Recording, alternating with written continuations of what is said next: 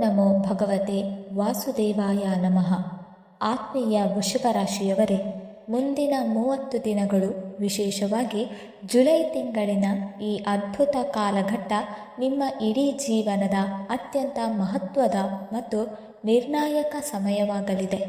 ನೀವು ಇದುವರೆಗೂ ಊಹಿಸದ, ಕನಸಿನಲ್ಲಿಯೂ ನಿರೀಕ್ಷಿಸದಂತಹ ಒಂದು ಅಚ್ಚರಿಯ ತಿರುವಿನತ್ತ ವಿಧಿಯೇ ನಿಮ್ಮನ್ನು ಕರೆದೊಯ್ಯುತ್ತಿದೆ. ಹೌದು, ನಿಮ್ಮ ಜೀವನದ ದಿಕ್ಕನ್ನೇ ಬದಲಾಯಿಸುವ, ನಿಮ್ಮ ಹಣೆಬರಹವನ್ನು ಹೊಸದಾಗಿ ಸುವರ್ಣಾಕ್ಷರಗಳಲ್ಲಿ ಬರೆಯುವಂತಹ ಒಂದು ದೈವಿಕ ಅವಕಾಶ ಅಥವಾ ಪ್ರಭಾವಶಾಲಿ ವ್ಯಕ್ತಿಯ ಆಗಮನ ನಿಮ್ಮ ಜೀವನದಲ್ಲಿ ಸಂಭವಿಸುವ ಸೂಚನೆಗಳು ಗೋಚರಿಸುತ್ತಿದೆ. ಆದರೆ ಈ ಅಪರೂಪದ ಅವಕಾಶ ನಿಮ್ಮನ್ನು ಯಶಸ್ಸಿನ ಶಿಖರಕ್ಕೇರಿಸುತ್ತದೆಯೋ ಅಥವಾ ನಿಮ್ಮ ಅತಿಯಾದ ನಂಬಿಕೆ, ಹಠಾತ್ ನಿರ್ಧಾರ ಮತ್ತು ಇತರರ ಮೇಲಿನ ಅತಿಯಾದ ವಿಶ್ವಾಸದಿಂದ ಮತ್ತೆ ಸಂಕಷ್ಟಕ್ಕೆ ತಳ್ಳುತ್ತದೆಯೋ ಎಂಬುದು ಮುಂದಿನ ದಿನಗಳಲ್ಲಿ ನೀವು ತೆಗೆದುಕೊಳ್ಳುವ ಒಂದೇ ಒಂದು ನಿರ್ಧಾರದ ಮೇಲೆ ಅವಲಂಬಿತವಾಗಿದೆ. ನೀವು ಇದುವರೆಗೆ ಅನುಭವಿಸಿದ ಅವಮಾನಗಳು, ಕಷ್ಟಗಳು, ಆರ್ಥಿಕ ಒತ್ತಡ, ಮಾನಸಿಕ ನೋವು ಹಾಗೂ ನಿಮ್ಮ ಪರಿಶ್ರಮಕ್ಕೆ ಸಿಗದ ಮೌಲ್ಯಕ್ಕೆ ಈಗ ಪ್ರಕೃತಿ ನ್ಯಾಯ ಒದಗಿಸುವ ಸಮಯ ಬಂದಿದೆ. ಆದ್ದರಿಂದ ಯಾವುದೇ ಕಾರಣಕ್ಕೂ ಈ ಮಾಹಿತಿಯನ್ನು ಅರ್ಧದಲ್ಲೇ ಬಿಡಬೇಡಿ. ಕೊನೆಯಲ್ಲಿ ತಿಳಿಸುವ ಆ ಒಂದು ಮಹತ್ವದ ಎಚ್ಚರಿಕೆಯನ್ನು ನಿರ್ಲಕ್ಷಿಸಿದರೆ ನಿಮ್ಮ ಬದುಕಿನ ಅತ್ಯುತ್ತಮ ಅವಕಾಶ ಕೈತಪ್ಪುವ ಸಾಧ್ಯತೆ ಇದೆ. ವೃಷಭ ರಾಶಿಯವರೇ, ನೀವು ಭೂತತ್ವದ ರಾಶಿಯವರು. ಸ್ಥಿರತೆ, ಸಹನೆ, ಪ್ರಾಮಾಣಿಕತೆ ಮತ್ತು ಪರಿಶ್ರಮ ನಿಮ್ಮ ದೊಡ್ಡ ಶಕ್ತಿಗಳು. ಒಮ್ಮೆ ಯಾರನ್ನಾದರೂ ನಂಬಿದರೆ ಅವರನ್ನು ಕೊನೆಯವರೆಗೂ ಕೈಬಿಡದ ಗುಣ ನಿಮ್ಮದು. ಆದರೆ ಇದೇ ಒಳ್ಳೆಯತನವನ್ನು ಅನೇಕರು ದುರುಪಯೋಗಪಡಿಸಿಕೊಂಡಿದ್ದಾರೆ. ಕಳೆದ ಕೆಲವು ವರ್ಷಗಳನ್ನು ನೆನಪಿಸಿಕೊಳ್ಳಿ. ಯಾರಿಗಾಗಿ ನೀವು ನಿಮ್ಮ ಸಮಯ, ಹಣ ಮತ್ತು ಶ್ರಮವನ್ನು ತ್ಯಾಗ ಮಾಡಿದ್ದೀರೋ ಅವರಲ್ಲಿ ಕೆಲವರು ನಿಮ್ಮ ಪ್ರಾಮಾಣಿಕತೆಯನ್ನು ಬಳಸಿಕೊಂಡು ನಂತರ ನಿಮ್ಮನ್ನು ನಿರ್ಲಕ್ಷಿಸಿದರು. ಇದು ದುಡಿಯುವ ಸ್ವಭಾವವನ್ನು ಹಲವರು ಸಹಜವೆಂದು ಭಾವಿಸಿ ನಿಮ್ಮ ಕೊಡುಗೆಗೆ ಸರಿಯಾದ ಗೌರವ ನೀಡಲಿಲ್ಲ.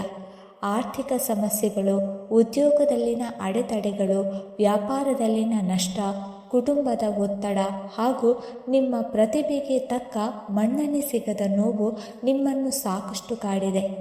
ಅನೇಕ ಬಾರಿ ದೇವರ ಮುಂದೆ ನನ್ನ ಪರಿಶ್ರಮಕ್ಕೆ ಯಾವಾಗ ಫಲ ಸಿಗುತ್ತದೆ ಎಂದು ಮನಸ್ಸಿನಲ್ಲೇ ಪ್ರಶ್ನಿಸಿದ್ದೀರಿ. ಆದರೆ ಪ್ರಕೃತಿಯ ನಿಯಮ ಸ್ಪಷ್ಟವಾಗಿದೆ. ಪ್ರಾಮಾಣಿಕ ಪರಿಶ್ರಮ ಎಂದಿಗೂ ವ್ಯರ್ಥವಾಗುವುದಿಲ್ಲ. ತಡವಾಗಬಹುದು, ಆದರೆ ನ್ಯಾಯ ತಪ್ಪುವುದಿಲ್ಲ. ಜುಲೈ ತಿಂಗಳಿನ ವಿಶೇಷ ಗ್ರಹಗತಿಗಳು ನಿಮ್ಮ ರಾಶಿಯ ಅಧಿಪತಿಯಾದ ಶುಕ್ರನ ಅನುಗ್ರಹ ಹಾಗೂ ದೇವಗುರು ಬೃಹಸ್ಪತಿಯ ಶುಭ ದೃಷ್ಟಿಯಿಂದ ನಿಮ್ಮ ಜೀವನದಲ್ಲಿ ಅಪರೂಪದ ಯೋಗವನ್ನು ನಿರ್ಮಿಸುತ್ತಿದೆ. ಜ್ಯೋತಿಷ್ಯದ ಲೆಕ್ಕಾಚಾರದ ಪ್ರಕಾರ ಜುಲೈ ತಿಂಗಳ ಮಧ್ಯಭಾಗದಲ್ಲಿ ನಿಮ್ಮ ಜೀವನದಲ್ಲಿ ಒಬ್ಬ ಪ್ರಭಾವಶಾಲಿ ವ್ಯಕ್ತಿಯ ಪರಿಚಯವಾಗಬಹುದು ಅಥವಾ ನಿಮ್ಮ ಭವಿಷ್ಯವನ್ನೇ ಬದಲಾಯಿಸುವ ಒಂದು ದೊಡ್ಡ ಅವಕಾಶ ದೊರೆಯಬಹುದು.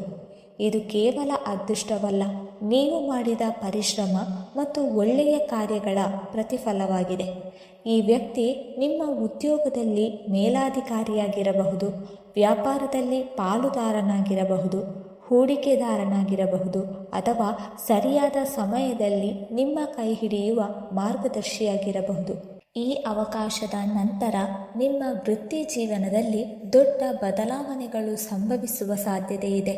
ಹಲವು ವರ್ಷಗಳಿಂದ ಕಾಯುತ್ತಿದ್ದ ಪ್ರಮೋಷನ್, ಉತ್ತಮ ಉದ್ಯೋಗ, ಹೊಸ ವ್ಯಾಪಾರ ಒಪ್ಪಂದ ಅಥವಾ ಆರ್ಥಿಕ ಬೆಳವಣಿಗೆ ನಿಮ್ಮ ಪಾಲಾಗಬಹುದು. ವ್ಯಾಪಾರಸ್ಥರಿಗೆ ದೊಡ್ಡ ಹೂಡಿಕೆ ಅಥವಾ ಹೊಸ ಗ್ರಾಹಕರಿಂದ ಲಾಭವಾಗುವ ಸಾಧ್ಯತೆ ಇದೆ. ಉದ್ಯೋಗಸ್ಥರಿಗೆ ಮೇಲಾಧಿಕಾರಿಗಳ ಮೆಚ್ಚುಗೆ ಮತ್ತು ಹೊಸ ಜವಾಬ್ದಾರಿಗಳು ದೊರೆಯಬಹುದು. ಇದುವರೆಗೆ ನಿಮ್ಮನ್ನು ಕಡೆಗಣಿಸಿದವರು ನಿಮ್ಮ ಯಶಸ್ಸನ್ನು ನೋಡಿ ಆಶ್ಚರ್ಯಪಡಬಹುದು. ಕೋರ್ಟು, ಆಸ್ತಿ ಅಥವಾ ಕಾನೂನು ಸಂಬಂಧಿತ ವಿಷಯಗಳಲ್ಲಿಯೂ ಅನುಕೂಲಕರ ಬೆಳವಣಿಗೆಗಳು ಕಂಡುಬರಬಹುದು. ಆರೋಗ್ಯದ ದೃಷ್ಟಿಯಿಂದಲೂ ಉತ್ತಮ ಬದಲಾವಣೆಗಳ ಸಾಧ್ಯತೆ ಇದೆ. ದೇಹದ ಆಯಾಸ, ಕುತ್ತಿಗೆ ಅಥವಾ ಬೆನ್ನು ನೋವು, ಮಾನಸಿಕ ಒತ್ತಡ ಮತ್ತು ನಿದ್ರೆಯ ಸಮಸ್ಯೆಗಳು ಕ್ರಮೇಣ ಕಡಿಮೆಯಾಗಬಹುದು.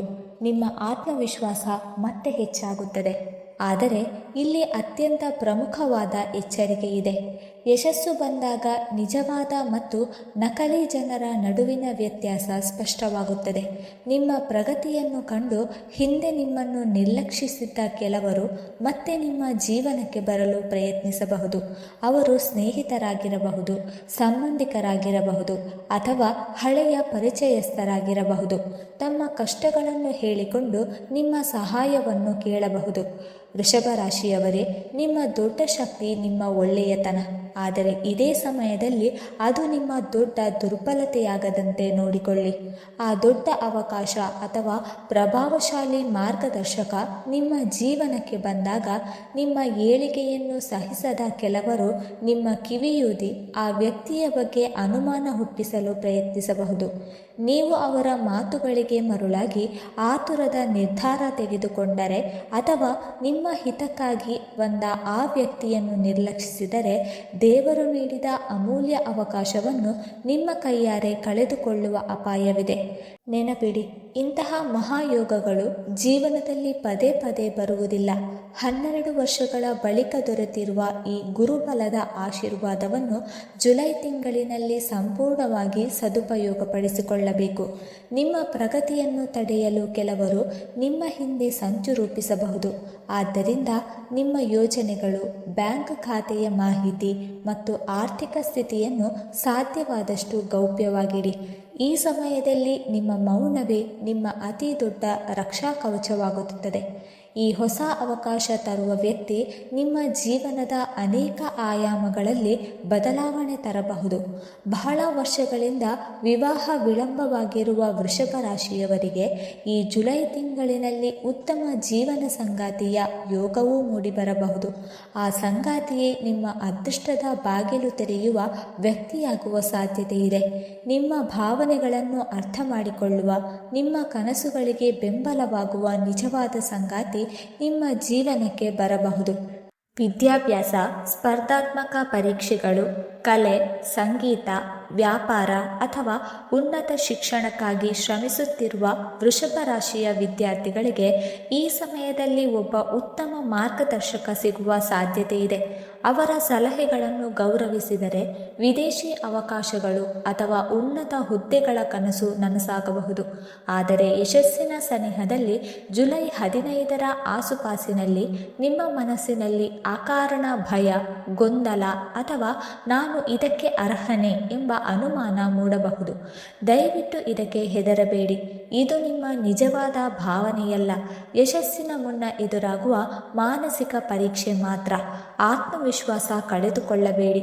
ಈ ಸಮಯದಲ್ಲಿ ಸಾಧ್ಯವಾದಷ್ಟು ಸಕಾರಾತ್ಮಕ ವಾತಾವರಣದಲ್ಲಿರಿ. ಒಳ್ಳೆಯ ಪುಸ್ತಕಗಳನ್ನು ಓದಿ, ಧ್ಯಾನ ಮಾಡಿ, ಆಧ್ಯಾತ್ಮಿಕ ಚಿಂತನೆಗೆ ಹೆಚ್ಚು ಸಮಯ ಕೊಡಿ. ಈ ಅವಧಿಯಲ್ಲಿ ಯಾರಿಗಾದರೂ ಹೊಸದಾಗಿ ಜಾಮೀನು ನಿಲ್ಲುವುದು, ಕಣ್ಣು ಮುಚ್ಚಿ ಯಾವುದೇ ದಾಖಲೆಗಳಿಗೆ ಸಹಿ ಹಾಕುವುದು ಅಥವಾ ದೊಡ್ಡ ಮೊತ್ತದ ಹಣವನ್ನು ಸಾಲವಾಗಿ ನೀಡುವುದು ತಪ್ಪಿಸಿ.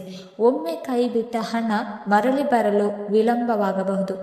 ಪ್ರಕೃತಿ ನಿಮಗೆ ಕೆಲವು ಶುಭ ಸೂಚನೆಗಳನ್ನು ನೀಡಬಹುದು.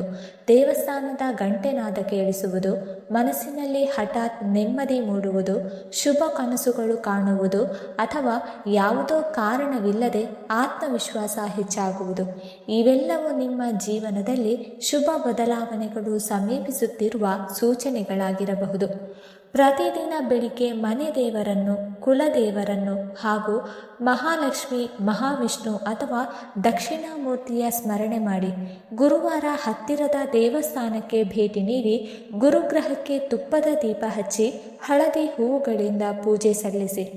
ನನ್ನ ಮನಸ್ಸಿಗೆ ಸರಿಯಾದ ವಿವೇಕವನ್ನು, ಉತ್ತಮ ನಿರ್ಧಾರ ತೆಗೆದುಕೊಳ್ಳುವ ಧೈರ್ಯವನ್ನು ಹಾಗೂ ನನ್ನ ಪರಿಶ್ರಮಕ್ಕೆ ತಕ್ಕ ಫಲವನ್ನು ನೀಡು ಎಂದು ಭಕ್ತಿಯಿಂದ ಪ್ರಾರ್ಥಿಸಿ.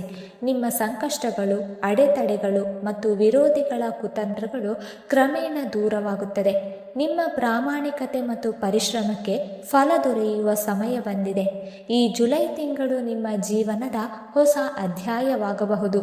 ಇದು ಕೇವಲ ಸಾಮಾನ್ಯ ಜ್ಯೋತಿಷ್ಯ ಮಾಹಿತಿಯಲ್ಲ. ನಿಮ್ಮ ಮುಂದಿನ ಬದುಕಿನಲ್ಲಿ ಎಚ್ಚರಿಕೆಯಿಂದ ಮತ್ತು ವಿವೇಕದಿಂದ ಸಾಗಲು ಮಾರ್ಗದರ್ಶನ ನೀಡುವ ಸಂದೇಶವಾಗಿದೆ. ವೃಷಭ ರಾಶಿಯವರೇ, ಈ ಮಾತುಗಳನ್ನು ಕೇವಲ ಒಮ್ಮೆ ಕೇಳಿ ಮರೆತು ಬಿಡಬೇಡಿ. ಪ್ರತಿದಿನ ನಿಮ್ಮ ಗುರಿಯನ್ನು ನೆನಪಿಸಿಕೊಳ್ಳಿ. ಸ್ವಲ್ಪ ಯಶಸ್ಸು ಬಂದ ಕೂಡಲೇ ಹಿಂದೆ ನಿಮ್ಮನ್ನು ನಿರ್ಲಕ್ಷಿಸಿದವರನ್ನು ಮತ್ತೆ ಅತಿಯಾಗಿ ನಂಬುವ ತಪ್ಪು ಮಾಡಬೇಡಿ. ಕ್ಷಮಿಸುವುದು ಒಳ್ಳೆಯದು, ಆದರೆ ಅದೇ ತಪ್ಪನ್ನು ಮತ್ತೆ ಮರುಕಳಿಸುವುದು ಜಾಣತನವಲ್ಲ. ನಿಮ್ಮ ಜೀವನಕ್ಕೆ ಬರುವ ಆ ಪ್ರಭಾವಶಾಲಿ ವ್ಯಕ್ತಿ ಕೇವಲ ವೃತ್ತಿ ಅಥವಾ ಹಣಕಾಸಿನ ಬೆಳವಣಿಗೆಗೆ ಮಾತ್ರವಲ್ಲ, ನಿಮ್ಮ ವ್ಯಕ್ತಿತ್ವವನ್ನು ಮತ್ತಷ್ಟು ಉನ್ನತ ಮಟ್ಟಕ್ಕೆ ಕೊಂಡೊಯ್ಯುವ ಮಾರ್ಗದರ್ಶಿಯಾಗಬಹುದು. ಅವರ ಸಲಹೆಗಳನ್ನು ವಿವೇಕದಿಂದ ಅಳವಡಿಸಿಕೊಳ್ಳಿ. ವೀಕ್ಷಕರೇ, ಮಾಹಿತಿ ನಿಮಗೆ ಇಷ್ಟವಾಗಿದ್ದರೆ ದಯವಿಟ್ಟು ಲೈಕ್ ಮಾಡಿ, ಶೇರ್ ಮಾಡಿ ಮತ್ತು ಜೈ ಶ್ರೀಕೃಷ್ಣ ಎಂದು ಕಮೆಂಟ್ ಮಾಡಿ. ಹಾಗೆ ಮುಂದಿನ ವಿಡಿಯೋಸ್ಗಳಿಗಾಗಿ ನಮ್ಮ ಚಾನಲನ್ನು ಸಬ್ಸ್ಕ್ರೈಬ್ ಮಾಡಿಕೊಳ್ಳಿ. ಧನ್ಯವಾದಗಳು.